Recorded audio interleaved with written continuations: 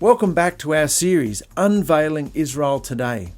I'm Mark Davidson, and in our first episode we explored Israel's rebirth as a nation and its apparent prophetic significance.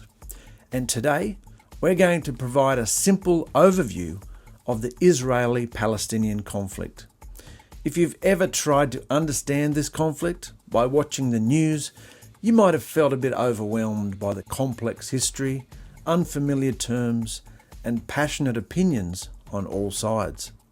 So our goal here today is to break this down into understandable pieces, using simple language and clear explanations. We'll look at the land before 1948, the wars that shaped modern borders, the Palestinian perspective, and why Jerusalem is so significant to multiple faith groups today.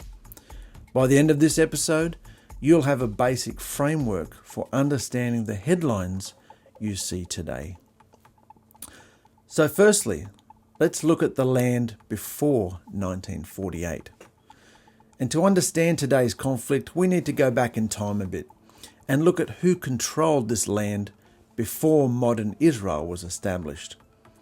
For about 400 years, until the end of World War I in 1918, this region was part of the Ottoman Empire, ruled by Turkish Muslims.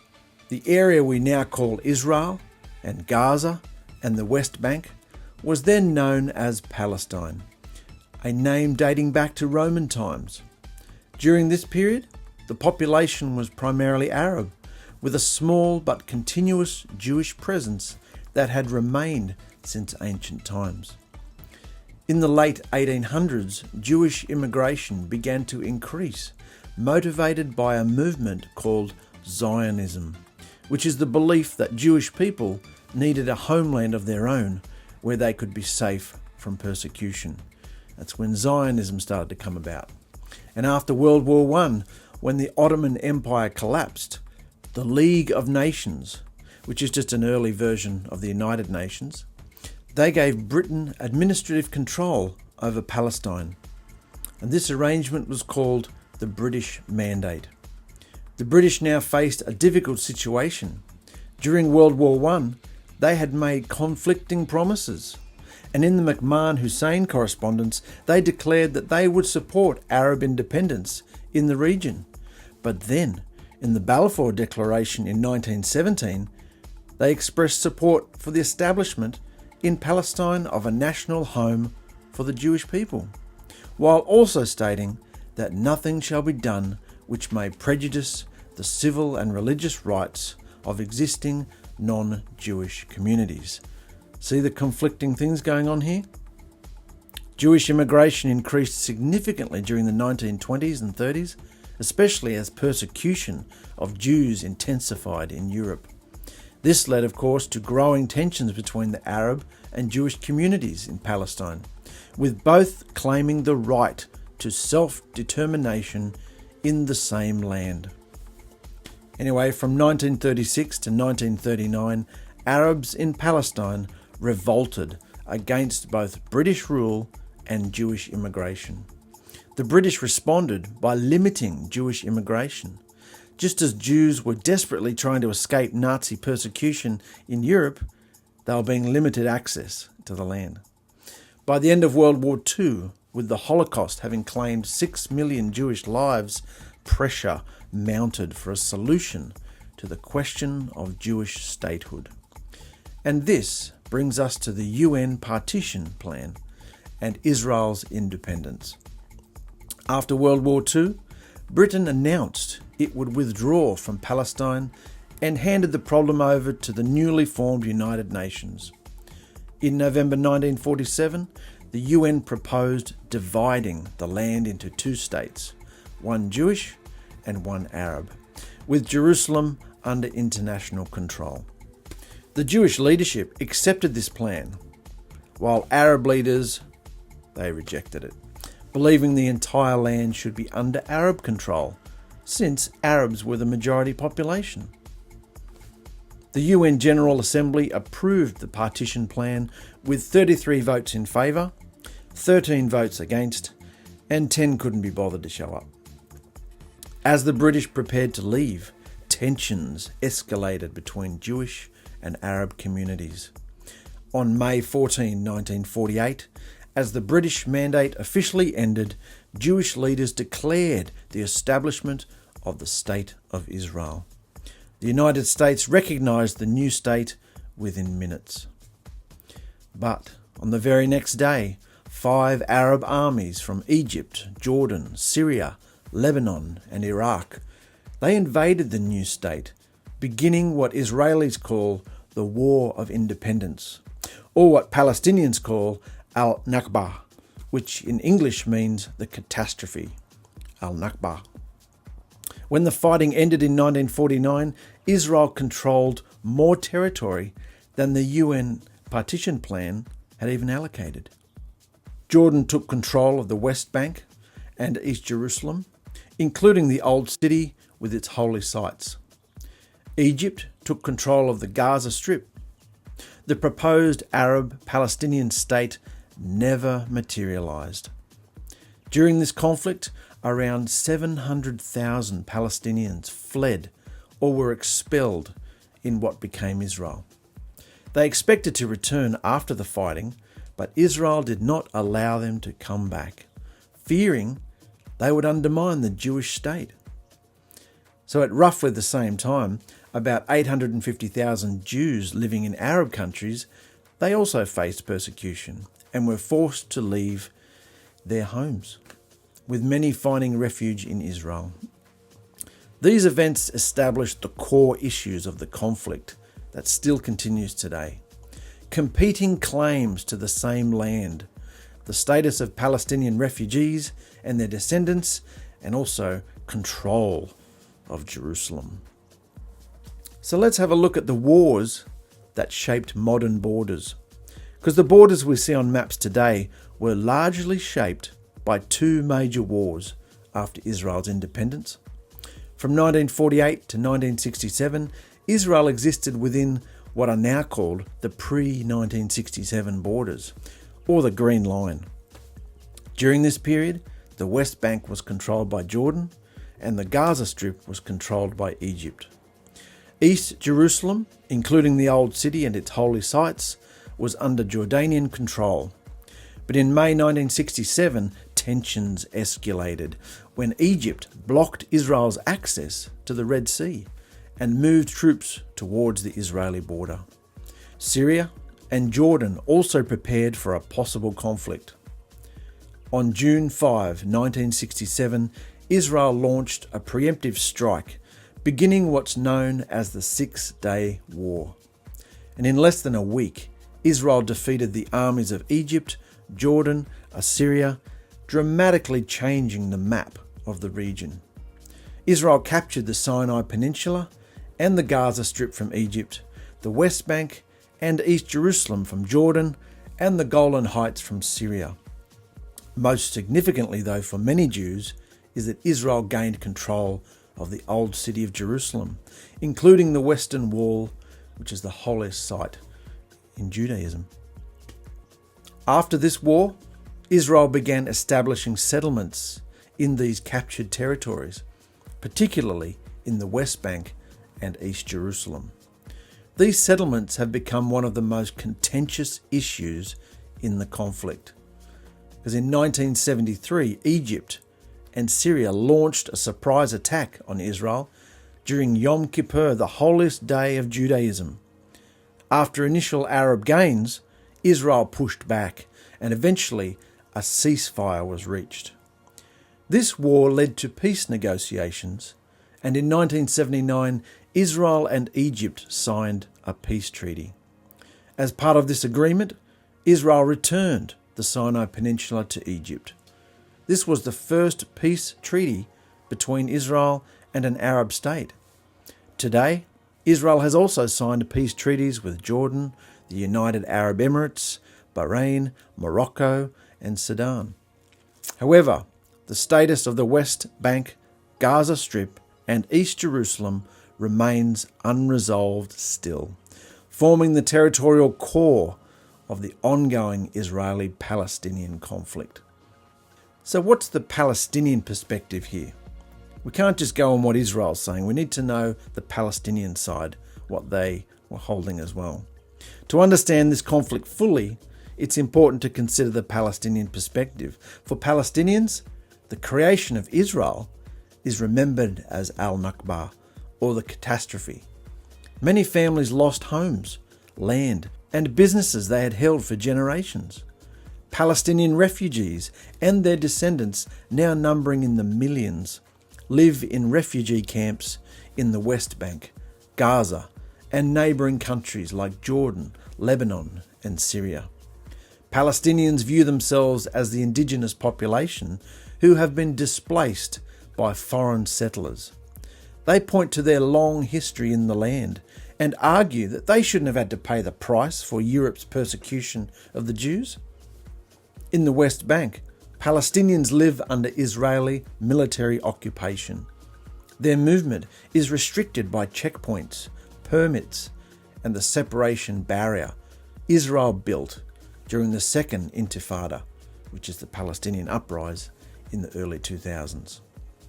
Israel says these measures are necessary for security, while Palestinians see them as collective punishment and a violation of their rights. So there's two sides to every story, isn't there? Palestinians were there a long time ago as well. In Gaza, Hamas took control in 2007 after winning many elections. Israel and Egypt imposed a blockade, restricting the movement of people and goods. While Israel says this is necessary to prevent weapons smuggling, the blockade has created severe humanitarian challenges for Gaza's civilians.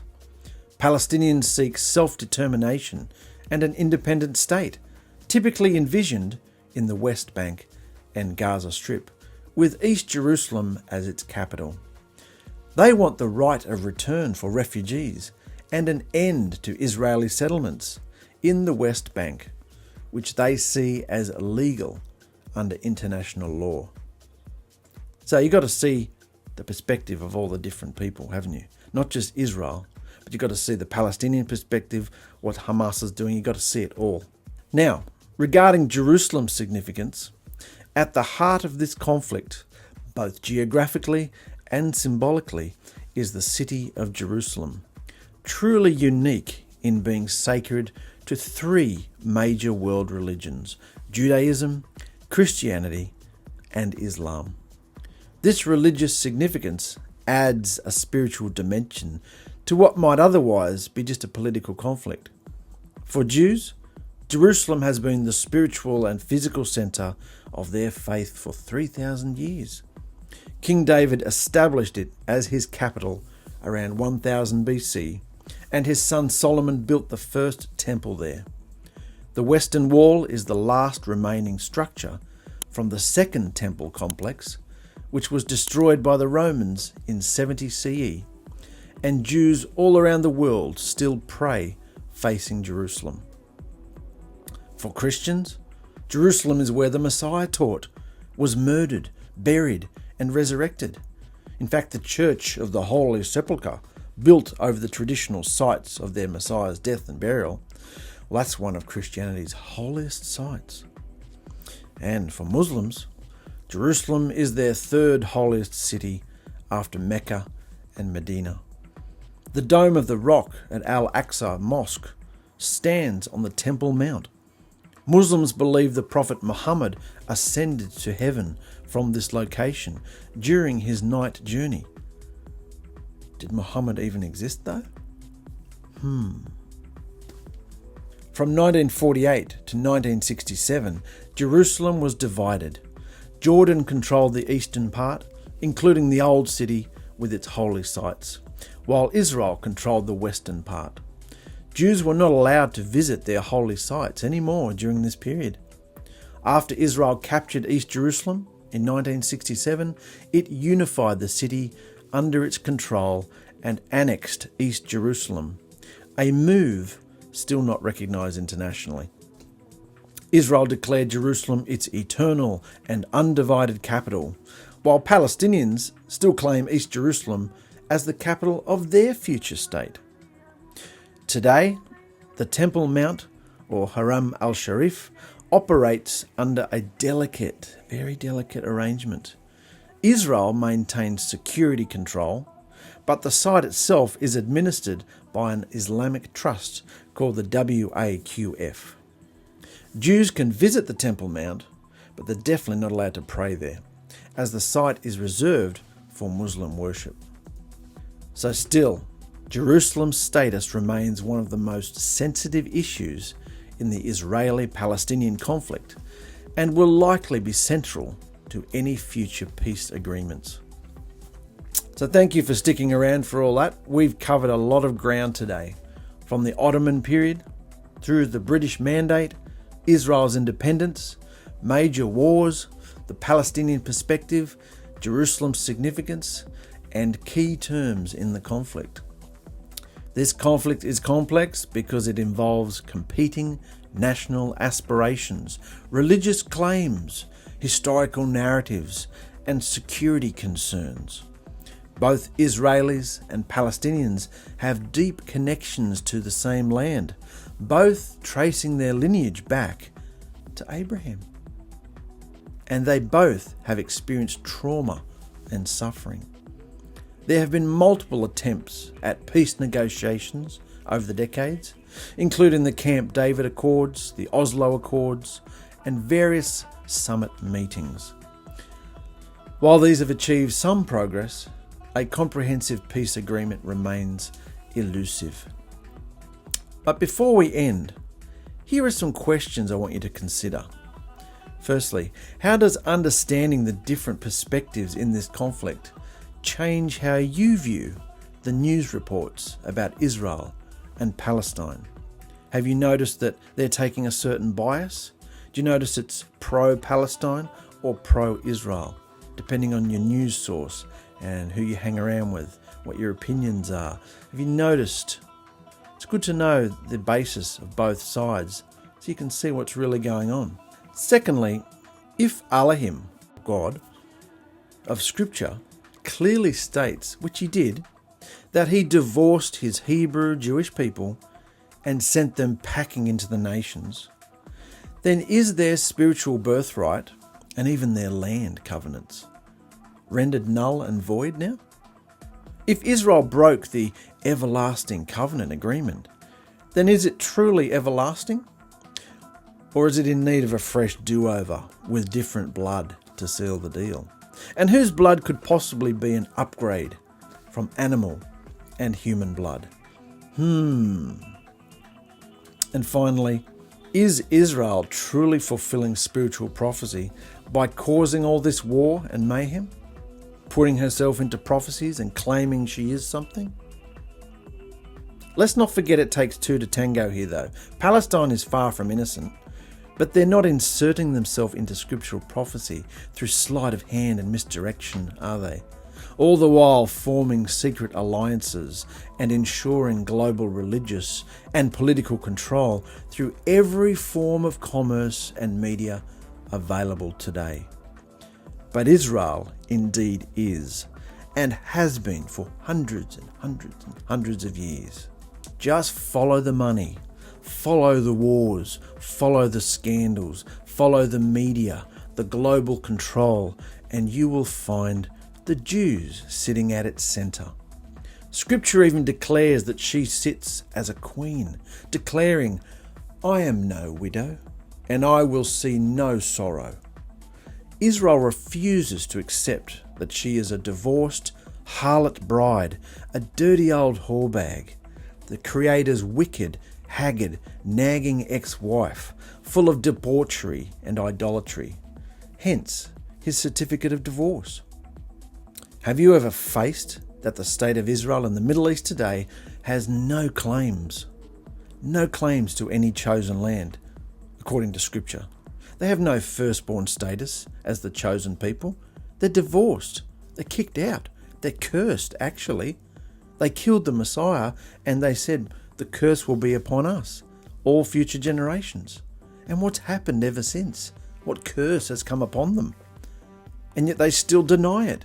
So they have no firstborn status as the chosen people anymore.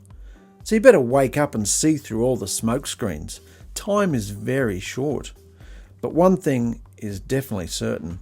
Prophecy is truly being fulfilled, but don't be deceived about who all the players are and what their true agenda is on the global stage. Don't be ripped off, okay?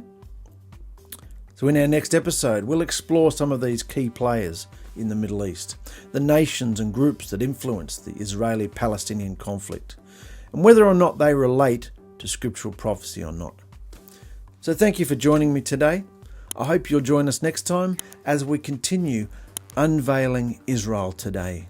Remember, stay awake, keep watching, and endure until the end.